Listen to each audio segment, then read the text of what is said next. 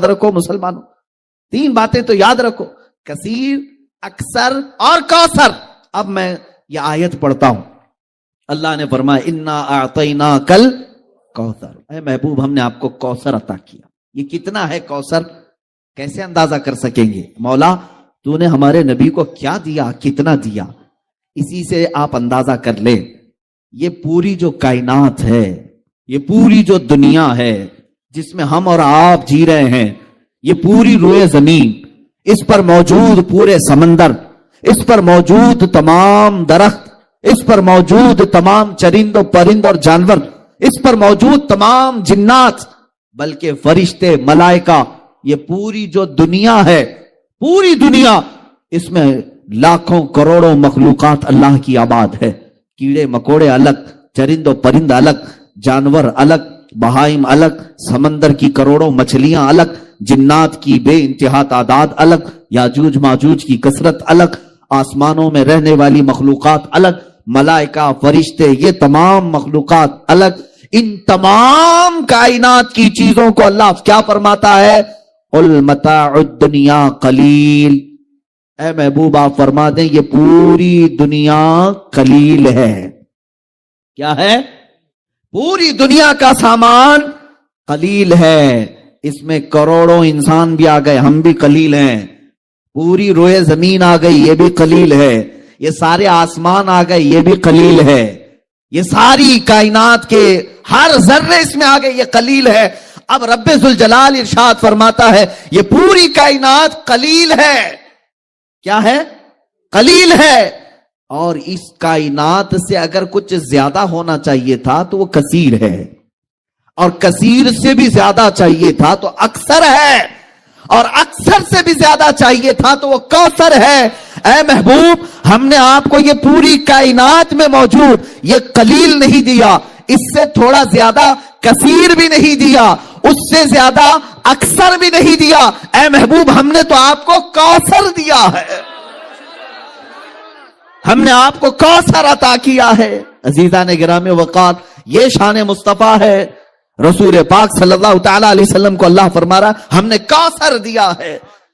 اسی لیے شاعر نے کہا تھا حسن یوسف دم عیسیٰ ید بیضا داری، آنچ ہما خوباں دارند تو تنہا داری۔ اے رسول پاک آپ کو اللہ نے حسن یوسف بھی دیا ہے، اور حسن یوسف ید بیضا، حضرت موسیٰ علیہ السلام کا معجزہ ید بیضا بھی آپ کو دیا گیا، اور حضرت عیسیٰ علیہ السلام کی مسیحائی بھی دی گئی۔ اور پھر آخر میں شاعر کہتا ہے وہ تمام خوبیاں جو انبیاء رکھتے تھے یا رسول اللہ وہ تنہا آپ کی ذات میں اللہ نے عطا کی۔ اور اسی کو اعلیٰ حضرت فرماتے ہیں ذات ہوئی انتخاب وصف ہوئے لاجواب، ذات ہوئی انتخاب وصف ہوئے لاجواب، نام ہوا مصطفیٰ تم پہ کروڑوں درود۔ میرے آقا صلی اللہ تعالی علیہ وسلم کی شان عظمت میں چند مثالیں عرض کرتے ہوئے آگے بڑھوں گا۔ سیدنا آدم علیہ السلام کو اللہ تعالیٰ نے صفی اللہ کا خطاب دیا، وہ اللہ کے صفی ہیں۔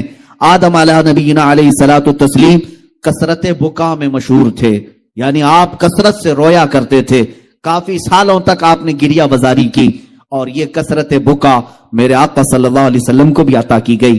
حضرت نوح علیہ السلام نجی اللہ کے خطاب سے سرفراز ہوئے، اور اللہ رب العزت کی بارگاہ میں نجابت آپ کو دی گئی، اور میرے آقا صلی اللہ علیہ وسلم کو رب ذوالجلال نے نجی بھی بنایا۔ حضرت ابراہیم علیہ السلام کو اللہ نے خلیل کہا، وہ خلیل اللہ ہیں، اللہ رب العزت کے خلیل ہیں۔ لیکن میرے عزیزو اللہ تعالیٰ نے اپنے حبیب مصطفیٰ کریم صلی اللہ علیہ وسلم کو حبیب اللہ بنایا۔ جو ان نبیوں کو صفات دی گئی وہ تمام تر صفات میرے آقا صلی اللہ علیہ وسلم کی ذات پاک میں عطا کی گئی۔ وہ تمام خوبیاں جو اللہ تعالیٰ نے پچھلے انبیاء کو دی وہ حضرت حضور اکرم صلی اللہ علیہ وسلم کو عطا کی۔ اب چند مثالیں میں آپ کے سامنے رکھ رہا ہوں۔ ایک ہے موسیٰ علیہ نبینا علیہ الصلوۃ والتسلیم، ان کے واقعات اکثر سنائے جاتے ہیں اور سنتے بھی ہیں آپ۔ سیدنا موسیٰ کلیم اللہ علیہ الصلوۃ والتسلیم کی ایک بات میں عرض کرتا ہوں، آپ کوہ طور پر جاتے ہیں اور عرض کرتے ہیں اے رب ذوالجلال میں تیرا دیدار کرنا چاہتا ہوں، میں تجھے کھلے آنکھوں دیکھنا چاہتا ہوں۔ قرآن پاک میں ہے ربی ارینی، اے اللہ تو مجھے اپنا دیدار کرا دے. اور اللہ کی طرف سے جواب آتا ہے لن ترانی، اے موسیٰ تو ہرگز مجھے نہیں دیکھ سکے گا. بار بار موسیٰ علیہ السلام نے اصرار کیا تو رب تعالیٰ نے پھر کس انداز میں بلایا، فخلع نعلیک انک بالوادی المقدس طویٰ. اے موسیٰ اپنی چپلیں اتار دیں، اپنے نالین اتار دیں اور کوہ طور پر آئیں. کوہ طور مصر کی وادی سینا میں موجود ایک پہاڑی کا نام ہے. سیدنا موسیٰ علیہ السلام جب طور پر چڑھتے ہیں وہاں پر حکم کیا ہوتا ہے، قریب موجود ایک دوسری پہاڑی پر ایک درخت ہے، اس درخت پر آپ دیکھتے رہیں. حضرت موسیٰ علیہ السلام اس درخت پر دیکھتے رہے. رب تعالیٰ نے اپنی ذات مبارکہ کی تجلیات میں سے سوئی کے ناکے سے بھی کم ہلکی تجلی اس درخت پر نازل فرمائی.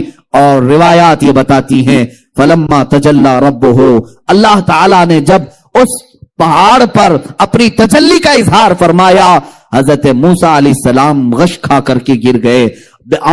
سیدنا موسیٰ علیہ الصلوۃ والتسلیم غش کھا کر کے گر گئے اور پورا پہاڑ جل کر کے راکھ ہوا. آج بھی وہ پہاڑ جلا ہوا موجود ہے، ہم نے دیکھا ہے. اور اس درخت کا سایہ ہر پتھر پر پڑ گیا. پتھر کو 100 ٹکڑے کریں تب بھی اس درخت کا سایہ اس پتھر پر آج بھی نظر آتا ہے. یہ تھا سوئی کے ناکے کے برابر ہلکی تجلی جو رب ذوالجلال نے کوہ طور پر نازل فرمائی. ایک طرف موسیٰ علیہ السلام کو بلایا گیا، آپ نالین اتار کر کے آئے اور پھر بہت ہلکی تجلی دکھائی گئی. اتنا ہی دیکھا اور حضرت موسیٰ علیہ السلام کھلے آنکھوں سے نہیں دیکھے، ابھی پلک جھپکتے ہوئے ہی آپ نے دیکھا تھا اور حالت یہ ہو گئی. اب سنیے، واپس موسیٰ علیہ الصلوۃ والتسلیم روئے زمین پر تشریف لاتے ہیں. جب آپ اپنی قوم کے پاس آتے ہیں فرمایا گیا اگر کوئی آنکھوں میں آنکھیں ڈال کر موسیٰ علیہ السلام کو دیکھ لیتا تو اس کی آنکھیں چلی جاتی تھی.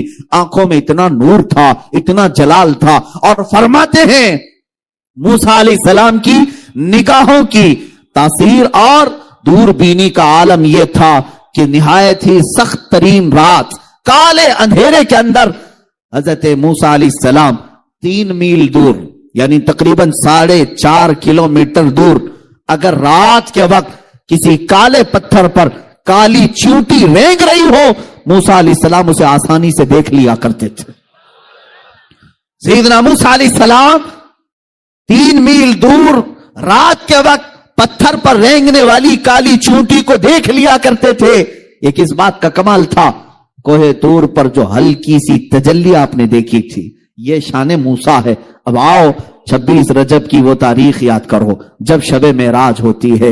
میرے آقا صلی اللہ تعالی علیہ وسلم کو آسمانوں پر بلایا جاتا ہے. کس شان سے؟ جبرائیل کو اتارا گیا اور حکم دیا گیا اے جبرائیل جاؤ اپنی پیشانی کو مصطفیٰ کے ٹھنڈے مصطفیٰ کے تلووں سے لگاؤ. اور ان کی پیشانی کی ٹھنڈک پا کر میرے آقا صلی اللہ علیہ وسلم بیدار ہوئے اور پھر کہا گیا یا رسول اللہ آسمانوں پر آپ کو بلایا جا رہا ہے اور رب ذوالجلال آپ کو اپنے قرب کی منزلیں عطا کرتا ہے. حضرت جبرائیل کے ساتھ میرے مصطفیٰ کی شان سے گئے، اس طرح سے نہیں کہ آپ کو چپل اتارنے کا حکم آیا ہو، آپ سے کہا گیا ہو کہ نالین اتاریں، بلکہ یوں حکم ہوا کہ آپ کے لیے براق سواری بھی بھیجی گئی اور پھر اس پر بٹھایا بھی گیا اور مصطفیٰ کریم صلی اللہ علیہ وسلم کو حرم کعبہ میں پہلے لے جایا گیا، زمزم سے آپ کے سینے مبارکہ کو دھویا گیا، اس کے بعد بیت المقدس کی سرزمین پر لایا گیا. میرے آقا صلی اللہ علیہ وسلم وہاں موجود تھے. تو جس وقت میرے آقا تشریف لائے 1,24,000 کم و بیش انبیاء وہاں صفوں میں موجود تھے. سب نے میرے آقا کا استقبال کیا. رسول پاک صلی اللہ تعالی علیہ وسلم سیدھے مصلی امامت پر تشریف لے گئے اور انبیاء کرام کو نماز پڑھائی، امامت فرمائی. وہ جو نماز تھی وہ اللہ بہتر جانے. میرے عزیزو، نماز کے بعد ہر نبی نے آپ کی شان میں قصیدہ پڑھا، میرے آقا کی تعریف بیان کی اور یہاں ہونے کے بعد آسمانوں کا سفر کیا، 7واں آسمان دیکھے، سدرۃ المنتہا پہنچے، عرش و کرسی، لوح و قلم، جنت و دوزخ سب کے نظارے کیے. اور اس کے بعد وہ مقام بھی آیا جہاں جبرائیل بھی آگے جانے سے منع کرنے لگے، اب میرا مقام نہیں ہے، آپ جائیں میرے مصطفیٰ. میرے آقا صلی اللہ علیہ وسلم لا مکان کا بھی سفر طے کرتے ہوئے رب ذوالجلال کی بارگاہ میں اتنا قریب ہوئے کہ قرآن کہتا ہے فَكَانَ قَابَ قَوْسَيْنِ أَوْ أَدْنَىٰ، 2 تیروں سے بھی کم کا فاصلہ رہ گیا تھا، 2 ہاتھ سے بھی کم کا فاصلہ رہ گیا تھا. رب ذوالجلال کی بارگاہ میں میرے آقا صلی اللہ علیہ وسلم جب تشریف لے گئے، پوچھو رسول پاک نے کس شان سے دیکھا؟ اپنے ماتھے کی آنکھوں سے رسول پاک کو رسول پاک صلی اللہ علیہ وسلم نے، نعرہ تکبیر، میرے آقا صلی اللہ تعالی علیہ وسلم نے رب ذوالجلال کی بارگاہ کو حاضری دی اور ذات الہی کو دیکھا، اس انداز سے دیکھا کہ قرآن کہتا ما زاغ البصر وما طغى، نہ آپ کی پلک جھپکی، نہ آپ نے آنکھ بند کیا، بلکہ ذات الہی کو پورے ماتھے کی آنکھوں سے بھی دیکھا، اور جتنا دیکھا وہ اللہ بہتر جانے، میرے مصطفیٰ جانے۔ واپس جب تشریف لائے، ایک بار نہیں 9 مرتبہ موسیٰ علیہ السلام نے واپس بھیجا تھا۔ آپ کو واقعہ معلوم ہے، میں تفصیل میں نہیں جا رہا۔ معراج کے واقعے میں جب میرے آقا صلی اللہ تعالی علیہ وسلم رب ذوالجلال کی بارگاہ سے واپس آئے، اے مسلمانوں اب میں تمہیں پوچھنا چاہتا ہوں، وہ موسیٰ علیہ السلام جو کوہ طور پر ایک ہلکی تجلی رب ذوالجلال کی دیکھی جو سوئی کے ناکے سے بھی کم تھی، اور اتنا دیکھنے کے بعد موسیٰ علیہ السلام کی آنکھوں کا حال یہ تھا کہ وہ 3 میل دور رات کے وقت کسی پتھر پر رینگنے والی چونٹی کو دیکھ لیا کرتے تھے۔ اب مجھے بتاؤ نگاہ مصطفیٰ کا حال کیا ہوگا، جنہوں نے تجلی نہیں، کوئی ذرہ نہیں، بلکہ پورے ذات خداوندی کو دیکھا، اور اللہ رب العزت کی ذات کو دیکھ کر کے واپس جب میرے آقا تشریف لائے، اب مجھے بتاؤ نگاہ مصطفیٰ کا حال کیا ہوگا؟ کیا کوئی ذرہ چھپا ہوگا میرے مصطفیٰ کی نگاہوں سے؟ کیا کوئی تنکا چھپا ہوگا میرے آقا کی نگاہوں سے؟ انہی نگاہوں کے بارے میں امام اہل سنت فاضل بریلوی نے یوں کہا تھا، اور کوئی غیب کیا تم سے نہا ہو بھلا، اور کوئی غیب کیا تم سے چھپا ہو بھلا، جب نہ خدا ہی چھپا تم پہ کروڑوں درود، جس طرف اٹھ گئی دم میں دم آ گیا، جس طرف اٹھ گئی دم میں دم آ گیا، اس نگاہ عنایت پہ لاکھوں سلام۔ نعرہ یا رسول اللہ، نعرہ تکبیر۔ شان مصطفیٰ رسول پاک صلی اللہ تعالی علیہ وسلم تشریف لے گئے اور واپس بھی آئے۔ اب یہاں لگے ہاتھوں ایک بات، معراج کا سما تو ہے نہیں لیکن ہے میلاد مصطفیٰ۔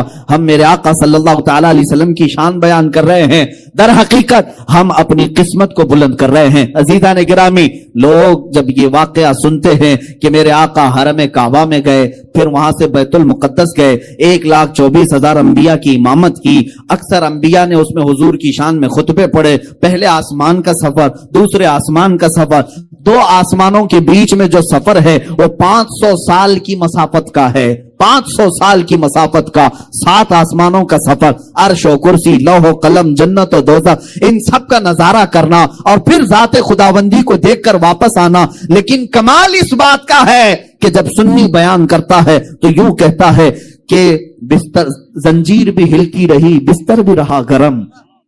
یہی تو ہم کہتے ہیں نا، زنجیر بھی ہلتی رہی، بستر بھی رہا گرم، تا عرش گئے پھر آئے محمد صلی اللہ علیہ وسلم۔ حضور پاک گئے بھی آئے بھی، لیکن وقت کتنا لگا؟ 1 منٹ کا بھی وقت نہیں تھا۔